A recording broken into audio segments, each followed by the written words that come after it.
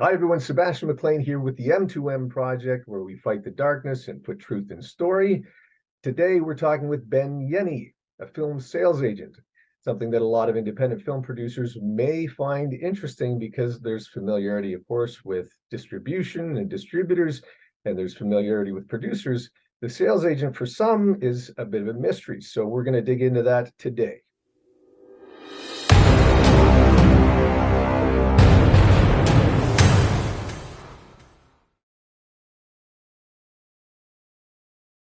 Great to have you here, Ben. Thanks for coming on the show. So maybe we can start things off with just finding out a little bit about your background and how you got into being a sales agent, and whether or not that's the only hat you wear. You know, a little bit about what you're about. Yeah. So I went to film school, and like most people who go to film school, I wanted to be a writer director, and I quickly found that that was an oversaturated market.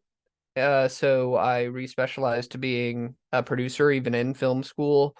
And then after film school, to pay the bills, I worked in various jobs, including insurance and financial security sales. And I uh, found that I had a penchant for the sales side. And then I realized I hated insurance. So I followed a girl out to San Francisco, found out I liked the city better than the girl, but found the American film market in the process of that because it's not that far away. After a few years of going to the American film market as a producer, I respecialized further as an executive producer and producer's rep. Spent a few years doing that, started a company called Mutiny Pictures, which you may or may not have heard of. It was a pandemic project around about 2 years. It was a North American distributor and international sales agent. The biggest titles we did were Equal Standard, which starred Ice-T, I Am Lisa, which topped the AVOD charts in the US for a little bit. And we also, shortly before we sold the company to Bayview Entertainment, we signed a film that you've probably heard of called Skinamarink, and that was part of the sale to Bayview. So yeah, those were the big things, and that's kind of how I ended up there. It really all kind of started with just following one opportunity to another. And even right now, it is probably an accurate moniker to call me a sales agent, but I really identify as more of a producer's rep or sales representative, because really a lot of where I focus my time and effort is around getting the best North American sale possible. And I work with sales agents to the point that some of them even subcontract to me to get North America done. So yeah. Would you make a clear distinction between, say, someone who's an agent that works out of a distribution organization, distribution company, versus a sales agent versus a producer's rep? Or do you find that, I guess, a lot of times in this business, those lines kind of blur anyway, but is there any distinction you would make, and where would you place yourself there? Yeah, so I would say that I am sales representative is about the best, or producer's representative is about the best, depending on who I'm actually advocating for. Right. I should be clear, I'm not a lawyer. But I do act as an agent on behalf of filmmakers to help get the best deal. I do tend to align my monetary incentives with the filmmaker such that I only get paid if they do. I don't actually accept deals where a sales agent would pay me a upfront fee to basically go away and may or may not ever pay the filmmaker.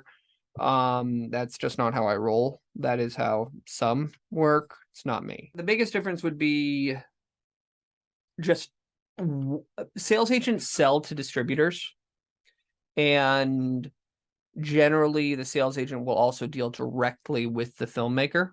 Right. Sometimes they'll deal with a producer's rep. I have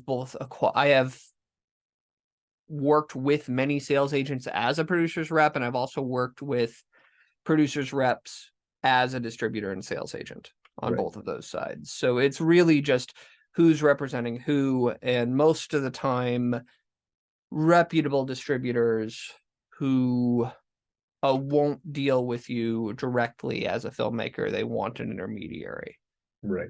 just who's more practiced in delivery, because there's a lot in the weeds of delivering a film, both legally and technically. Yeah. Yeah. And I guess a lot of that has to do with maybe personalities. And I'm just thinking that because um, some people are really good at writing, but they're not so good with people. Other people are good at both. And so they don't mind dipping their toes into the water when it comes to going to something like the American film market, but maybe they're not terribly familiar with it. So I guess you're dealing with a variety of personalities and kind of filling in gaps for people that may or may not be as adept with networking, things like that. Is that the sort of what I'm That's picking? part of it. I mean, it is a relationship business. Mhm. It's more of a relationship business than any other field I've played in. Right. The So part of it is like I can pitch directly to some bigger people because I've worked with them before. Right. And I probably shouldn't say names directly outright, but I've had films on Showtime, Stars, Walmart, Redbox, all those sorts of things, booked many a screen for theatrical.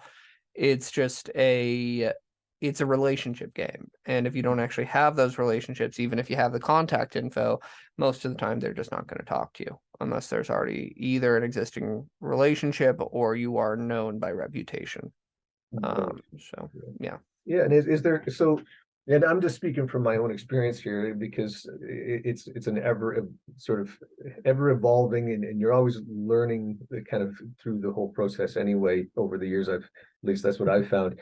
Um, when I went to the AFM, you're I guess in that marketplace you have a unique opportunity to meet distributors and maybe even guys who aren't like the biggest ones on the totem pole, but they Mhm. in a sense, I guess it sounds to me like there might be almost a commonality between a sales agent and a distributor who maybe isn't one of the big guys where the doors are all closed, but they're kind of willing to kind of function a little bit like a sales agent. So is that one of the kind of bleed overs? You could be dealing with a distributor who's like for me, I was dealing with a guy when I did my film Facing Goliath. It was a documentary feature, and Mhm. that was a different market, of course, not a fictional Mhm. feature film, but it was the Real Screen Summit in Washington where I went for that one. Then I Mhm. met some guys at Canna Media who picked it up, and they were looking for markets to plug that into. So in a way, kind of felt like they were representing me a little bit like sales agents as well, because they were looking for those sales in other markets. But at the same time, I kind of felt like it wasn't the same sort of personal, somewhat more personal connection you'd have with a sales agent who's really focused on you, your film, as opposed to just being part of a bundle. So I'm Mhm. I'm in my kind of learning the distinction between it. I've seen it that way, but I don't know if that would be something you would say is accurate.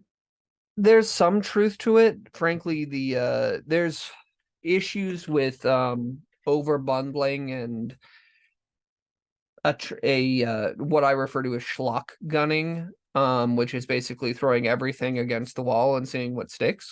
Right. And there is some degree of that for both sales agents and distributors. It really just comes down to which individual company you're dealing with, as well as which person you're dealing with at said company. Right. On the sales agency front, most of these are pretty small operations with a anywhere between a 1 and a 4 head count. 4 is on the larger side for most of them. And then distributors can get a lot more in the weeds and have more like 10 to 30 head count. The 30 is the bigger people, like the names you've definitely heard of. Again, I probably shouldn't say who, but there's definitely a few that you would know, and they're the only ones that get to the 30 head count. Most small independent film distributors can be anywhere between 5 to 10 or even just 1 or 2 people. But the ones who function on 1 or 2 people often just don't have the bandwidth to really give you personalized press coverage. They'll outsource it, and they'll outsource a lot of things that, if they outsource to the right people, can be great, but the right people tend to be very expensive on that model. And there's another set of companies that is worth bringing up here. and that would be the servicers and aggregators. Mhm. And they can take a fairly wide range, but their primary function as a Mhm. company is to enable the film to be delivered to various VOD platforms. Where I draw the line for servicer is if they also deal with physical media. If it's Right. physical media that they're also doing and they can place you in Walmart and retail outlets and anything like that, at that point I'd consider them more of a servicer.